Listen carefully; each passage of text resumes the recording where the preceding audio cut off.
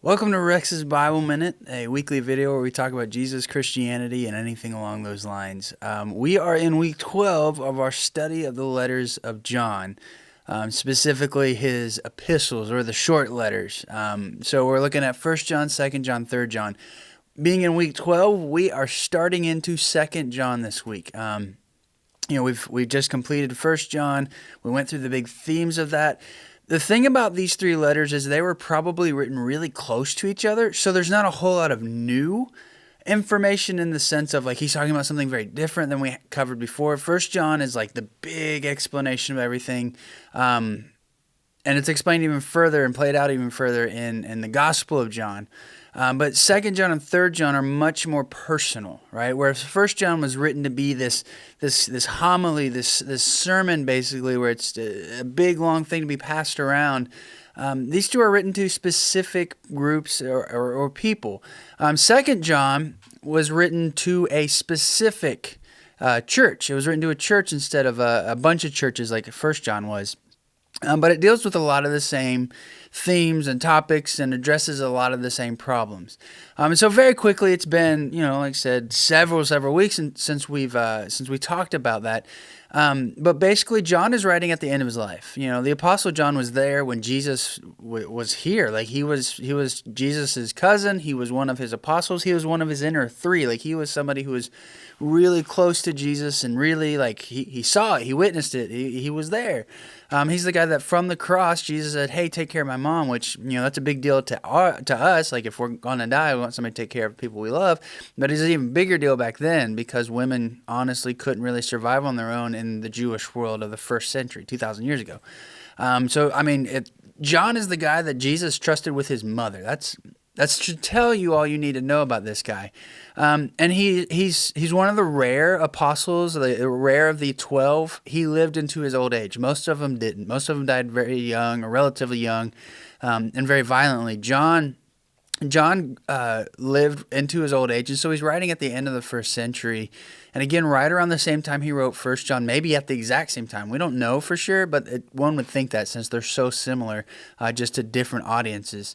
And so we're thinking it's at the end of the first century, and he's writing probably from the city of Ephesus, which is in southwestern Turkey. And it was one of the 5 jewels of the Roman Empire. So one of the 5 major, most important cities in the entire empire and thus in the entire world. It was a very metropolitan city, a very active city. There was, all the things that we associate with, very active and first-rate cities, whatever that means, would have been there. You had culture, you had art, you had science, you had education, you had health, you had all the cutting edge of it, like everything was there.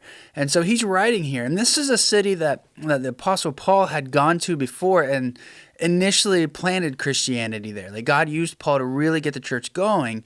But during Paul's lifetime, there was a big falling away from apostolic doctrine, which is a fancy way of saying like the right doctrine, right? Like these other forces had come in and kind of distorted it and led people astray from what the apostles, Jesus' students, taught them, that, the things that Jesus taught them.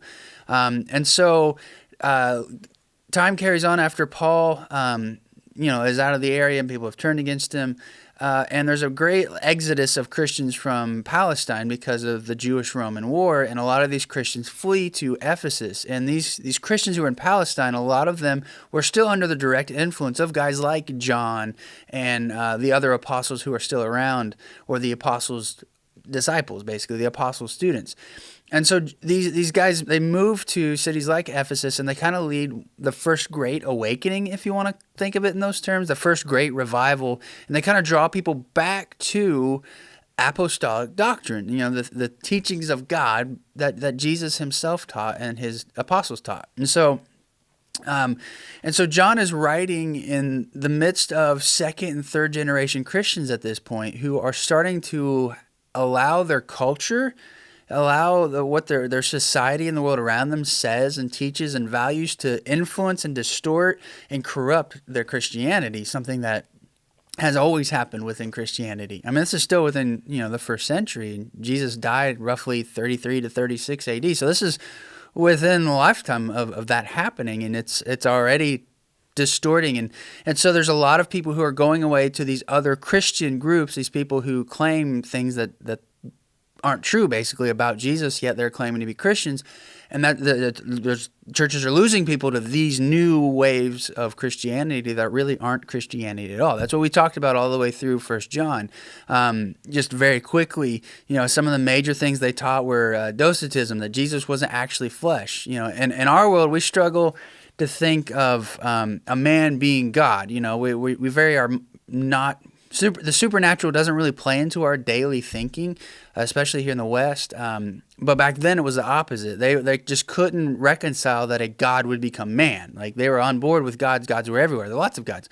But they would never become fully human the way Jesus did. And so they taught that if Jesus really was God, then, he appeared to be in flesh, even though he really wasn't. And, he really didn't suffer the cross. That was just the person he was possessing. And there's all kinds of strange stories. Go back to the first week of this study where I explain that really in depth. But basically, they teach these things, that Jesus wasn't fully man, wasn't fully in the flesh, that he wasn't fully God, and all these things that would become full-blown Gnosticism about 30, 40, 50 years after John wrote these letters. And so he's writing to address that, these people falling away, the secessionists, as some commentators call them, these people who are seceding, leaving Orthodox Christianity as the apostles taught it, as Jesus taught it, and instead fleeing to this new secret knowledge, this new hidden information version of Christianity that looks very much like the Platonic, Plato-based ideas that were really, really popular in the world around him. And so John starts out this very, very short letter by addressing it to the chosen lady. So let's read it. We're going to get to verse 6 today, which means we're going to get halfway through the entire letter today, and then next week we'll finish it up. And so it says this. It says, from the elder being John, that was John's nickname. That's what they had called him. I don't know if it's a play on the fact that he would have been old at this stage, or if he would it was a sign of respect. It was probably both. But it said, from the elder to the chosen lady and her children, whom I love in truth, as indeed, in addition to myself, do all those who know the truth, because of the truth that abides in us and is with us forever. Grace, mercy, and peace from God the Father and from Jesus the Messiah, the Son of the Father, be with us in truth and love. I was delighted when I found some of your children walking in the truth, just as we received the commandment from the Father. And now, dear lady, I ask you, not as though I were writing you a new commandment, but the one we had from the very beginning, that we should love one another. This is love, that we should behave in accordance with his commandments, and this is the commandment, just as you heard it from the very start, that we should behave in accordance with it. All right, so 3 things you got to know every time you read anything, especially ancient texts or the Bible. Who wrote it? The Apostle John. We've talked about that in depth. Who is he writing to? Well, here he addresses the chosen lady. Now that's kind of weird. Why doesn't he name the person? Well, because he's not writing to a person.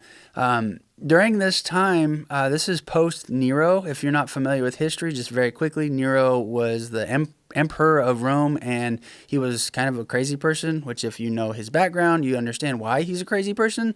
You would be too if you grew up like that. Regardless, he used Christians as a scapegoat because they were very unpopular, and so there was a severe persecution in Rome before John's writing of this, and it was just expected that Christians would be persecuted. There was no great empire-wide persecution yet, but it was just kind of like the writings on the wall. And Christians were incredibly unpopular because they were viewed as unpatriotic. We'll talk about that later. If you have questions, reach out to me, email, text, phone call, whatever. But the thing you need to know is that Christians were treated as unpatriotic, as causing problems because they made the gods mad, because they didn't participate in worship and stuff like that. And so Christians had to be careful. Like, they had to be careful about who they made it known that they were Christians to. It would have been obvious when Christians didn't show up to the pagan festivals, or they didn't eat meat sacrificed to idols, or these other things. They still probably viewed themselves as Jewish, except for the ones who are Gentiles. But they still kind of probably associated with Judaism a lot at this point. But regardless, it's safer to use code names, right? John writes this as though it's a family letter. And so if he portrays, the audience as, the chosen lady, and he talks about her kids, it sounds like a family letter, and it might be safer for everybody involved, especially his readers. We know that John was arrested multiple times for his faith. So it's not like this was an unfounded, paranoid thing. There's a reason that he was the longest surviving apostle by a long shot. Most of them died very young and very violently because Christianity was viewed the way it was. And so the audience is the chosen lady, this church. We don't know if it's a church within Ephesus or if it's somewhere else in the region. We don't know these things, but we know it's one that he has encountered members of. He says in verse 4 that he was delighted when he found some of her children walking in truth. So basically he's starting out this letter by pointing to truth, right? If you remember from our study of 1 John, John is very, very repetitive. He goes topic A, then topic B with a little bit of topic C, and then topic A, B, C with a little bit of topic D, and then he just keeps going on. He always repeats and recycles back to topic A, and topic A is almost always love, and that's what he's doing here.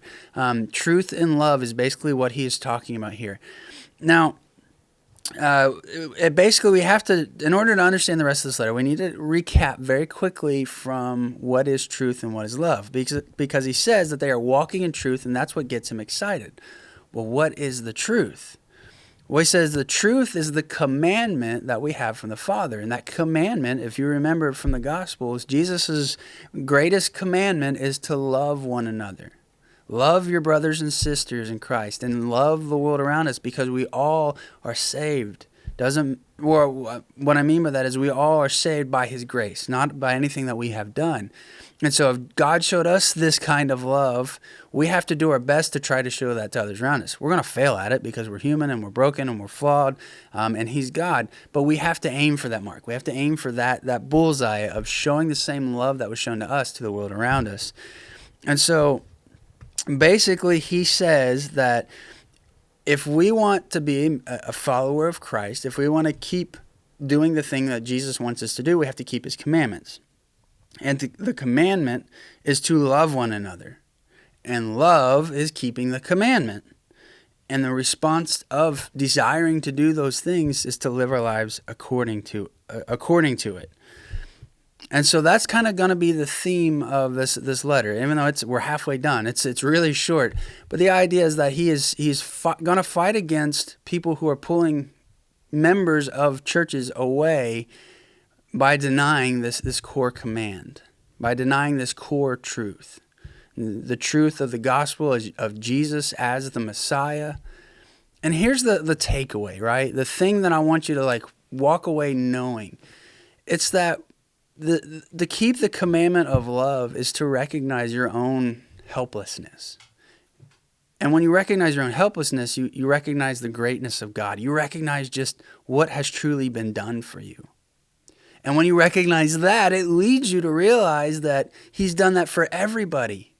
And it's not that we need to go and be this super duper evangelistic, share the gospel with everybody, big extroverted personality, but it's that we need to be intentional about letting people know.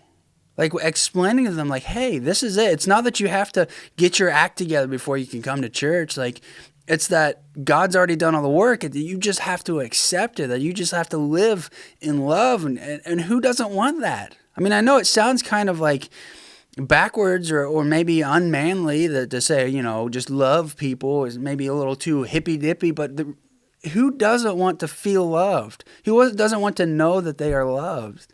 Who doesn't want to have the confidence and self-esteem that comes from knowing that you are worth being loved? And everybody wants that. Everybody needs that. And the sad truth is everybody has it. And either Christians don't show each other that and show the world that, they don't live that out, being Jesus's hands and feet by being the love to the world around them and to each other. We fight with each other. We hurt each other. When Jesus says, no, love one another, that's my command. Love as I have loved you, and show the world that. So that's what I want you to take away from this, that if you want to follow Jesus, I mean really do. I'm not saying you are a cultural Christian, you identify as a Christian, you check that box, you go to church a couple times a year. I'm saying if you really want to follow Jesus, you have to keep this commandment, and it has to show up in your life. If you have any questions or just, want to chat it up, reach out to me. My information's on the church website, tollsborochristian.org. Otherwise, I'll see you next week.